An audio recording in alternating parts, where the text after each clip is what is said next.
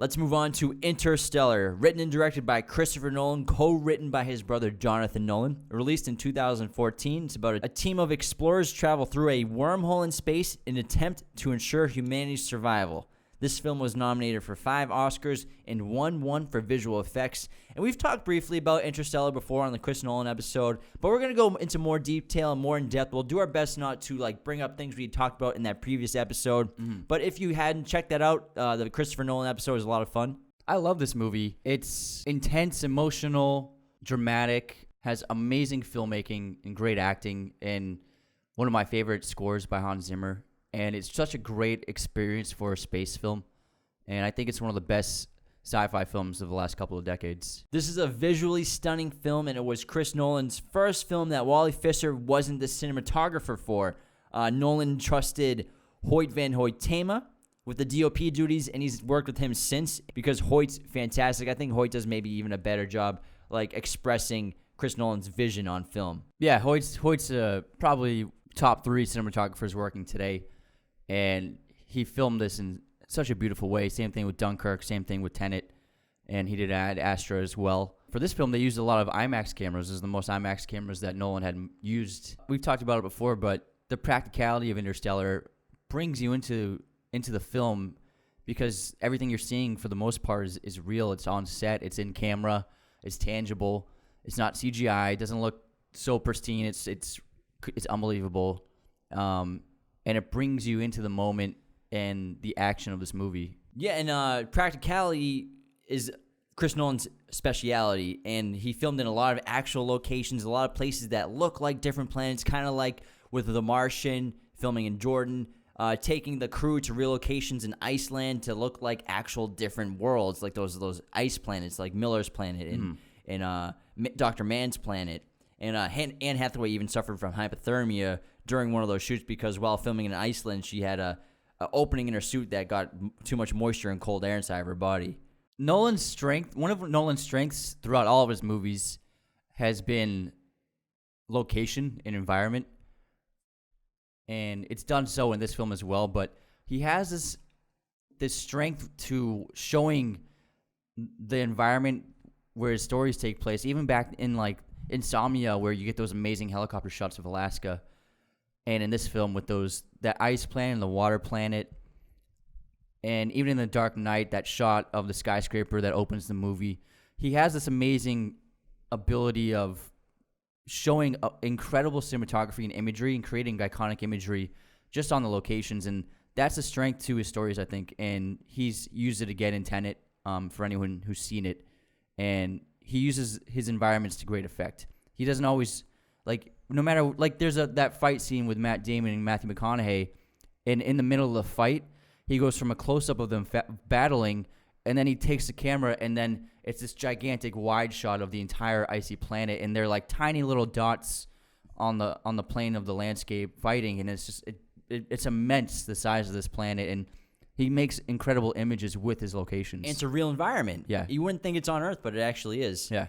And one of my other favorite practical effects he does is with the ship and he does this too. He mounts the camera he grip mounts it onto the truck a lot, and he also grip mounts a camera onto the side of the ship a lot. And the way they shot that was not green screen or anything. They just mounted the cameras onto the ship with a moving rig, and then just giant LED screens of the images of sky, of space, of the planets. So you actually feel like you're actually flying in those areas. So it's not CGI, it's not green screen. And he even does it in that wave scene when the ship is floating across the giant wave and it's smashing into the water, and the water is just bursting off of the ship, and they really shot the water coming off that ship, and it makes you feel like you're there on that wave with the ship. And Tony Scott was a big user of this effect. He did it a lot in Top Gun, actually strapping the camera onto the plane, because when you see just a portion of the plane or the ship, and you're right there on it, and then you see the background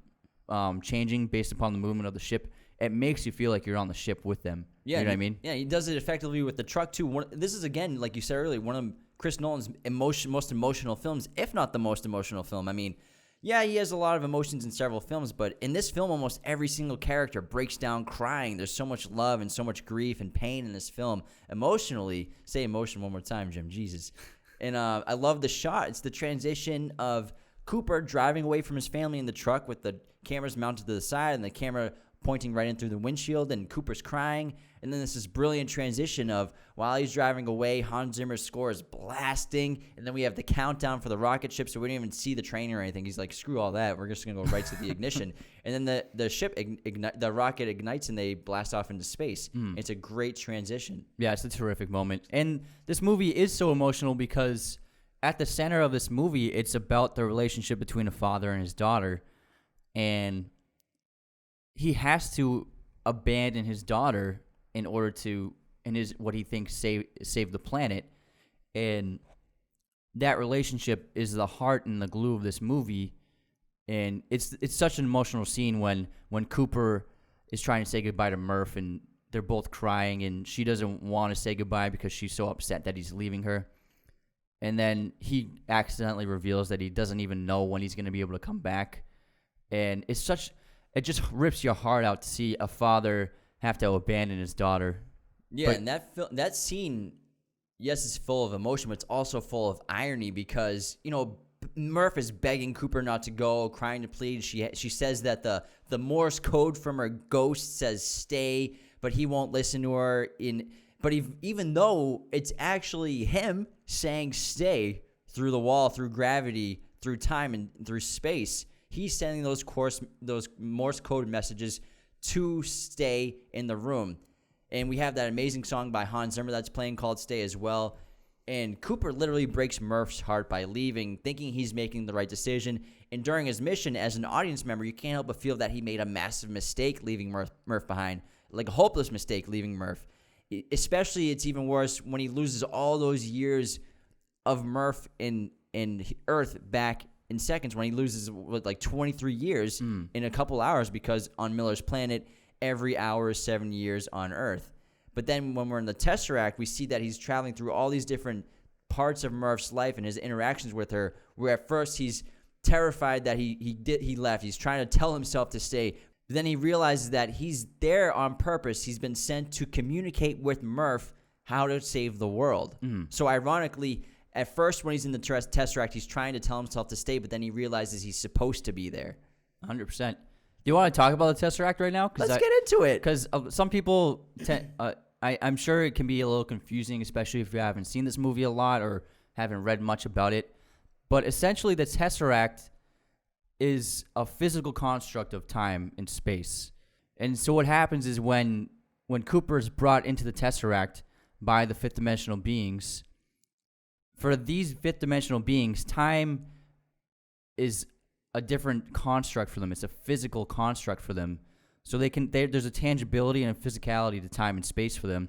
Whereas for us in three dimensions, time just stretches on and it can't be changed, and we can't see it, we experience it. But for fifth dimension beings, they can interact with it on a physical level.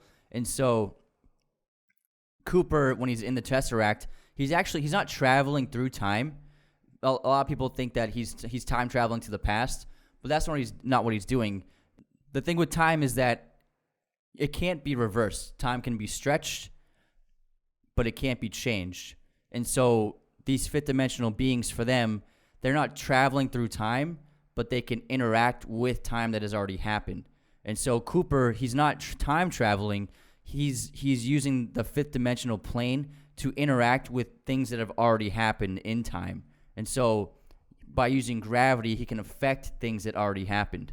And so it's not technically time travel, it's dimensional travel through gravity. Yeah, so basically, as they talk about early on, like who put this wormhole in our solar system, because wormholes are not naturally occurring phenomenons. And there's basically is these beings that put it there, these fifth dimensional beings. They're the ones who put the wormhole there. They're us in the future. They're saving humanity. They're saving basically themselves in the past with Cooper and with Murph. And so these bulk beings, these future beings, are the ones who put the wormhole in our solar system.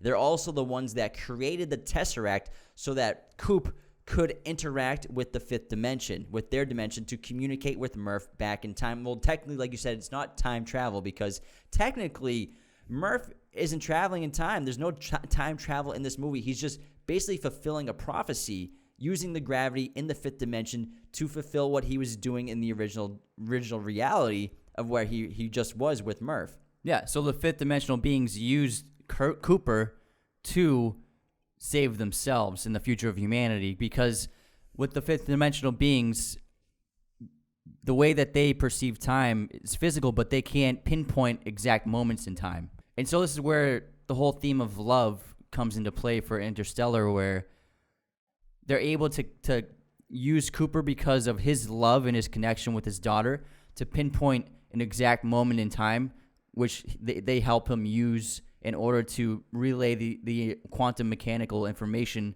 to eventually save humankind. Because throughout the whole film, Cooper thinks that he was the one that was chosen because he's the NASA astronaut and engineer and pilot. He thinks that he's the one that's supposed to go save the world. But really, the beings, these bulk future beings, were choosing Murph to save the world. And it's not until he's in the Tesseract that he realizes that, because he's inside this giant structure and he just sees different lives and scenes from inside her bedroom. He's like, why would they choose this little girl's bedroom? Because they need Cooper to send Murph the quantifiable data from inside the black hole to be able to finish the equation on Earth to save humanity. And so they use Cooper to use his love to find the exact moments, like you said, to relay that information to Murph. Exactly. And that goes back to the line where he says, "I love you forever," to Murph, because he's decades ahead of her, but he still loves her, and that forever love is what binds them together. And again, Cooper isn't changing the past. He's basically fulfilling his fate. Like this movie is about fatalism and relativity, where this is a fulfillment of his fate, not time travel. And the thing with time travel that I think this film demonstrates is that in a way we all participate in a kind of time travel in our lives. So when we're watching an old movie or footage from some old event that happened in the past, or reading an old book from the past, you're essentially time traveling to that moment in time, which happened probably before your birth and even hundreds of years ago. And so everyone participates in time travel in some way, technically, if you think about it, which is pretty cool. In this film, they demonstrate that when Cooper comes back from the water planet after 23 years have passed on Earth, and he's watching the footage that his kids and father left him over those 2 decades. And so just like us, he's kind of traveling through time and seeing them in these different aspects of the past and interpreting these moments that they lived 20 years ago. That's one of the most emotional scenes like I've ever seen in a film, is where they're on that planet and they come back, and Remley's been there for 23 years by himself on that ship, learning as much as he can from the wormhole, but also he seems kind of like, how hasn't this guy gone insane? Maybe it's because he's got such a high intellect. That's why he hasn't gone completely crazy.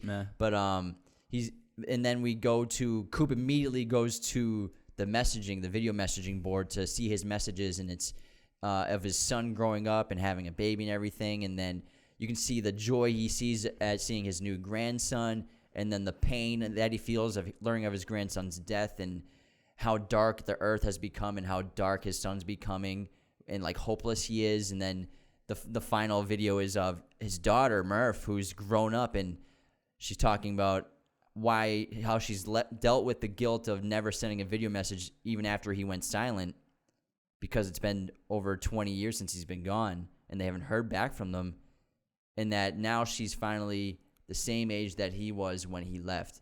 And McConaughey breaking down is just, I'm getting goosebumps just thinking about it right now. It's a heavy scene. Yeah, it's one of the most emotional scenes I've ever seen. And it was, McConaughey has always been, he's always had flashes of talent shown here and there.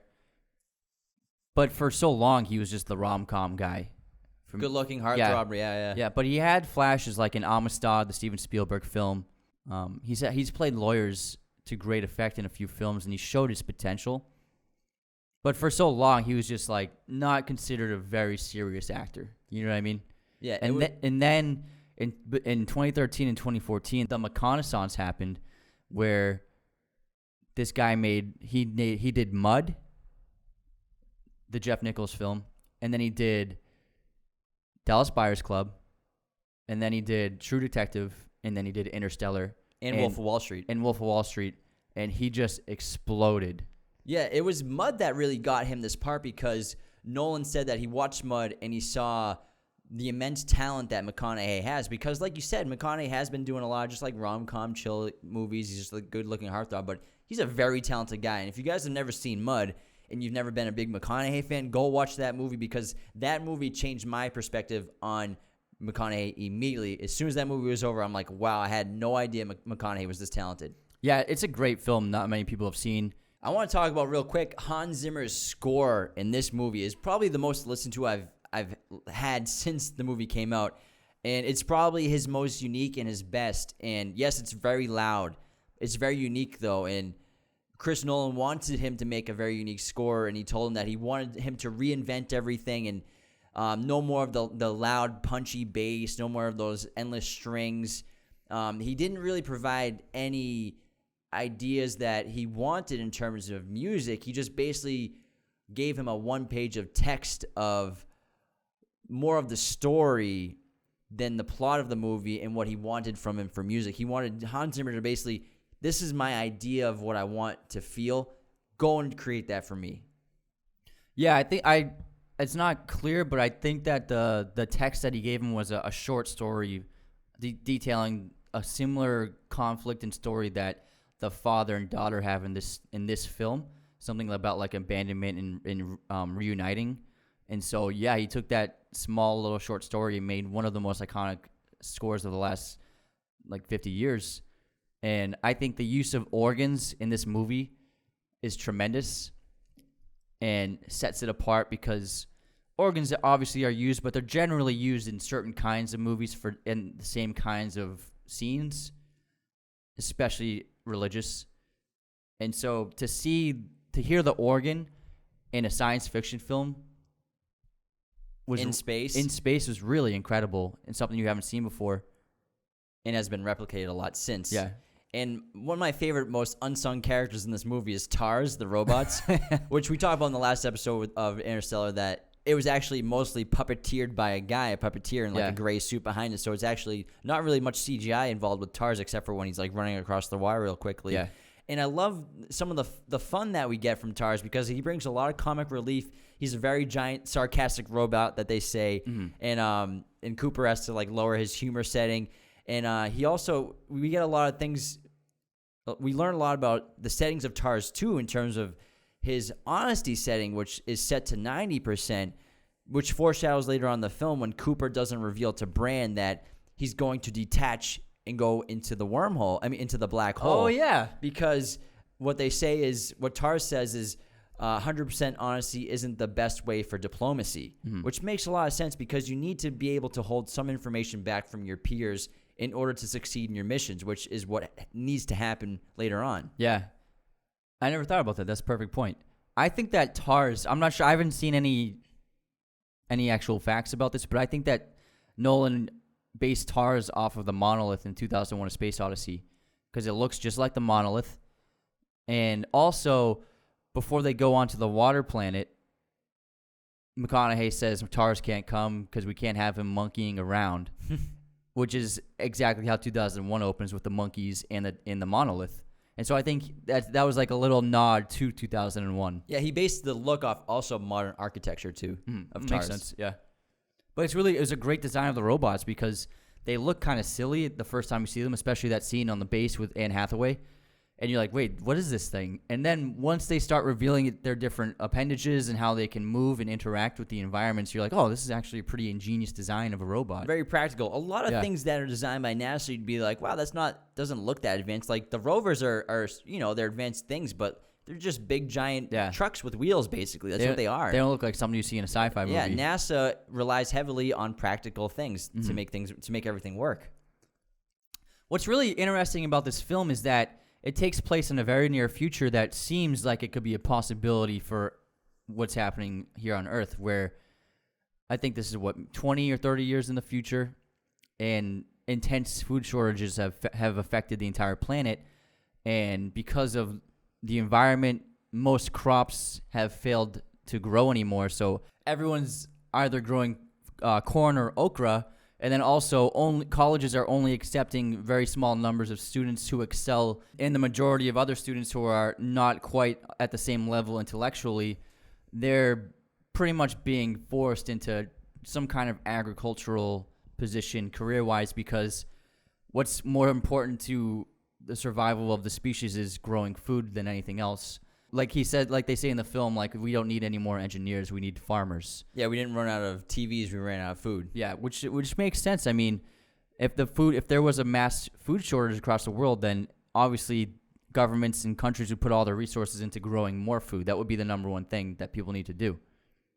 And so it feels like this could be a possible future in the very near future. 100%. Yeah, this whole film, and Nolan's done this in multiple films, it's basically a commentary on the dangers of climate change and what could possibly happen in the future if we're not too careful about how we take care of our planet. And in terms of how far in the future this is, John Lithgow's character basically plays the millennials of today. Yeah. So that's our generation is represented in John Lithgow's character. Mm-hmm. And we have that great line where he tells Coop that he was born either 40 years too early or 40 years too late. He's in the wrong generation too. Mm-hmm. But Lithgow is basically us. And this is, and then we have those hilarious commentaries where he's like, I want, like, referencing the Yankees and, like, wanting to get a hot dog at a baseball game. Yeah, it's like the Yankees are like a local travel team now. And also, Nolan really captured realism by adding the documentary footage in the opening of the film and then near the end of the film, because the footage he used, he used a lot of actual footage from a real documentary by Ken Burns called The Dust Bowl, which is about a very famous dust storm that happened, I think, in the 60s in the Midwest. And he used the real footage from this documentary, and then for shots with, like, the Ellen Burstyn in this, he made the footage look identical to the documentary footage. And so by using the real footage of people who actually experienced the real Dust Bowl and putting it into this film on the fictional narrative, on this fictional narrative story, it really brought the realism to the story. It made it feel like a real possibility, because these are real people who actually experienced a life-changing environmental disaster, and that's what happens in the film. So it's really smart of Nolan. I know it's a little weird at first, the first time you see it, to see the documentary footage. Yeah, you're like, is it what kind of? Yeah. I thought this was a fictional movie. Yeah, but it ends up, the more times you watch it, you're like, okay, this really works in the film. Yeah, the apocalyptic Earth was inspired by the Dust Bowl, obviously, which took place in central areas of the United States and Canada during the Great Depression in the 1930s. And the giant dust clouds were actually practical effects. They created those on location using large fans to blow cellulose-based synthetic dust through the air. So they actually created that dust. Of course, you would make real dust Practical storms. effects, Chris Nolan. Here we go. Let's do this. How do we create a city full of dust? Let's do it. We'll figure it out. And dust actually has a very important part to play in the film, because just like how dust has overtaken the environment and has begun dominating the lives of the people that live here, dust is used by Cooper to translate the first binary code to give them the coordinates to go find the NASA base. And so the idea of dust comes full circle, where it's a destructive force in the lives of people in this time in the world, but then it becomes their saving grace. And I also look at it that unless humans figure out how to survive on Earth and to ensure the species grows on colonies, that's what we're going to turn into. We'll just become dust. Yeah. Oh, wow. I know. I'm Really wicked deep. smart, dude. In another way, they altered life in this movie. It seems like it could happen eventually, something like this, where the federal government has implemented in schools that students are taught that the moon landing was faked by the American government in order to bankrupt the Soviet Union, and so that the space race was just a propaganda machine that the U.S. made, and that the U.S. never actually made it to the moon. Cooper pretty much says this in the film, is that by teaching the world that the moon landing never happened, they're eliminating hope from young people's lives, and they're taking away the intrinsic thing that has made mankind survive for so long, is the need to explore and the need to achieve new things and create new technologies. And by saying that one of the greatest scientific achievements ever was a sham, you're preventing people from ever being inspired to do the same thing. You know what I mean? And so it's a dangerous thing that the government's doing in this movie. Do you think we went to the moon? I think there's a lot of evidence that could show that we did not go to the moon. For example, the footage, there's been several instances of little parts of the footage that make it seem as though it was made in a studio. And then also the fact that Stanley Kubrick was rumored to have been the person who shot that footage. And he even has those little clever references in The Shining. Yeah, like when Danny's wearing the Apollo sweater. And then another reference in The Shining that maybe Kubrick did the moon landing was he changed the room number of the room where the ghost of the old woman is, because I think in the book it's room 217. Yeah. But in the movie he changes it to room 237, and people think that's because on average the moon is about 237,000 miles from Earth. So it obviously moves in rotation and it alters in distance throughout the year. But on average the moon is about 237,000 miles away. So people think that's a reference to Kubrick saying that I shot the moon landing. Yeah. Personally, I think we went to the moon. I've done a lot of research, and I know people have their own thoughts and opinions. You're totally entitled to think that the moon landing was a conspiracy. It's not going to hurt my feelings. I really don't care. You're entitled to your opinion, but my opinion is we went. And I like to think logically. I have I don't even have to show you any evidence. This is just my logical opinion. I hope you don't mind me sidetracking for a sec. Go for it, man. That the space race was so intense between Russia and America, and then even China and Japan, they were part of the space travel race too. They got in there too. Every country has landed things on the moon. Every country has wanted to go to the moon. They've all tried to go to the moon. America made it to the moon. And if we were in the Cold War, if we were in this intense race in the Cold War, we were putting 4% of our national budget into getting to the moon, and Russia was putting everything they had to get into the moon.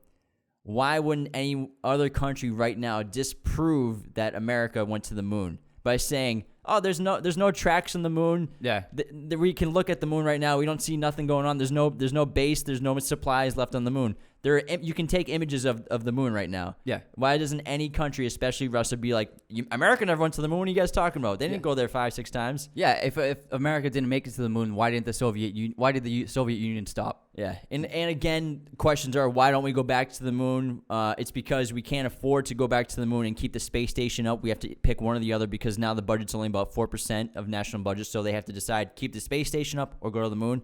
Now we're going back to the moon. But private companies are going to the moon. Yeah, so space travel had always been just government funding, just NASA. They wouldn't really open up to private contractors, but now SpaceX is getting involved, and obviously Amazon's blue something. Yeah. What's it called? I can't remember. But private companies, privatization of space is helping space travel. It's necessary. Yeah, I mean, pretty soon. I mean, maybe in less than 20 years, there are going to be moon bases. Yeah. No, it'll be less than that. 2024, going back to the moon. Crazy. We'll be there in 4 years, supposedly. And also, just one other quick fact. The reason why Russia couldn't make it to the moon is because they had so much infighting between their scientists and engineers and who wanted control. They could never agree on one plan to build their rockets to get out of Earth's atmosphere. And they ended up settling for thrusters that I think it was like a 10 or 12 thruster rocket, which wasn't powerful enough to get out of space orbit. Whereas NASA used like a 2 or 3 throttle rocket to get out. Mm-hmm. And that was much more powerful and effective. So I know we talked about this in the other episode of Chris Nolan, but we definitely want to get into more depth on Dr. Mann, played by Matt Damon. And this, again, if you saw this in theaters, this was probably the most shocking thing that you'd ever seen at a movie before, because again, Matt Damon was not included in the press for this film. He's not in the trailers. He was not credited in any of the posters or anything, on any of the marketing campaigns. And then about halfway through the film, they open up Dr. Mann's chamber after landing on his planet, and out pops Matt freaking Damon, sobbing uncontrollably into Cooper's arms. And you're just like, what the fuck? The whole audience went crazy when that happened in the theater. It was nuts. And it's a great character because we've been told that Dr. Mann is the best of us, and he inspired all these astronauts to go on these solo suicide missions to try and find a habitable planet. So he was a very inspiring figure and seems to be a great person. But then we slowly learn that he ends up being the villainous part of this movie. there's another villain too, where this film deserves a second viewing pretty soon after you watch it for the first time, because we also learn of Professor Brand's ulterior motives for the mission, where the mission, he tells Cooper it's about saving their Earth, saving people on Earth and getting them into space, when really the mission is about repopulating humanity on a different planet, with no intention of saving the people on Earth. But Professor Brand masks this the entire film until we eventually learn about it, where in his dying bed, he tells Murph about what happened, and Murph figures out that all of it was a sham, and Cooper, she thinks that Cooper abandoned she thinks Cooper abandoned her to save himself. She thinks he knows. But Dr. Mann is also in on this, and this is where he also reveals to the rest of the team that, that was the plan. We never had intentions of saving anyone on Earth. And Mann also reveals that the equation to solve the gravity problem that Dr. Brand had spent his lifetime working on, he actually solved the equation before Mann even took off and realized that it was unsolvable and they would never figure it out. So NASA already knew that the gravity equation would never be completed, and that they were going to pretend to be working on the equation during this entire mission. And that's why the reason why Cooper says yes to the mission is because his plan was, I'm going to go save the world and come back to my family. And if Dr. Brand told him the real mission, he would have never said yes. And so Dr. Brand, he has good intentions, but he does a horrible thing. Yeah, so basically, like you said, the equation has been solved, but they can't use it really, or they can't finish it. Without data from the black hole. So they need to be able to look inside of the black hole and look at the singularity event inside, which is impossible on Earth. Yeah, so you have to be able to see beyond the horizon in the black hole. And eventually, the mission isn't to get information from the black hole. It's to colonize a different planet. But eventually, Cooper changes his mission to get the information from inside the black hole to Murph. But also, let's get back onto Dr. Mann and Professor Brand, where Dr. Mann says this great line where he says, Professor Brand knew how hard it would be to save the species rather than themselves, which is why he lies about the equation, why he lies about the entire mission being to save Earth rather than humans. It's ironic because he lies in he lies to the team and brings them to this planet just to save his own skin. So he's interested in self-preservation and jeopardizes the future of humanity just to save himself. Just like you like to say all the time, Dr. Mann is a contradiction of himself. Yeah. And so essentially he lied to them. He lied to NASA saying that his planet was habitable and had potential for life, when in fact he says that the moment he actually landed on this planet, he knew that it was dead. Yeah, so he creates that fake data. He tells the lie that there's a surface with breathable air, which is a complete blatant lie. Yeah. And he's also blinded by his own arrogance because he tells Cooper that he never once considered that the planet that he landed on would not be the one that could provide life. So he was like an inspiring figure, but also he has an ego that was so strong that he thought that everyone else would land on a dead planet and he would land on the good planet. But really, he's just a cowardly man. Yeah. The will to live can be so powerful to a certain extent, and he says that, Cooper, don't judge me. You haven't been tested like I've been tested, where his will to survive destroyed his own humanity. Yeah, his will to survive blinds him to his actions, and again, he takes the ship up and tries to dock into the space station. He tries to dock into the ship, and this is where he's blinded by his arrogance, blinded by his need to survive and his selfishness. He's ignoring all of his instincts. He's ignoring all of his training. He's ignoring all the warnings from the ship that the dock has not been secured. He has an imperfect lock on the dock, and this is where he tries to dock without properly locking, and blows up his ship and basically risks the entire future of humanity. Yeah. And this is where Cooper, no time for caution, let's get in there and dock the ship. Yeah, one of the most emotional scenes, and Hans Zimmer's music is amazing.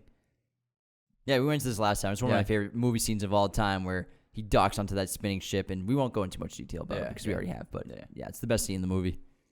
And then the film, it ends with Cooper translating all the information to Murph, who saves the world. Cooper gets adrift. He leaves the Tesseract and gets picked up by human beings in the future. He's like 109 years old now, technically, and Murph has changed the world. They're orbiting Saturn. They're on this little mini Earth kind of place. They made an exact replica of his farm because Murph did that hilarious lie telling everyone that he loved farming, and he's like, "You told everybody I love farming."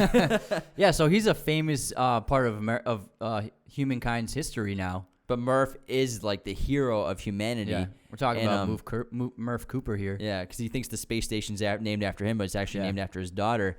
And then again, Cooper, he sees what's going on, and he sees this fake Earth, and he says this great line where he says he's not into how we're pretending we're back where we started. He wants to know where we're going. Yeah. He wants to keep exploring and keep pushing the boundaries and keep exploring because human beings are meant to leave the galaxy in his eyes.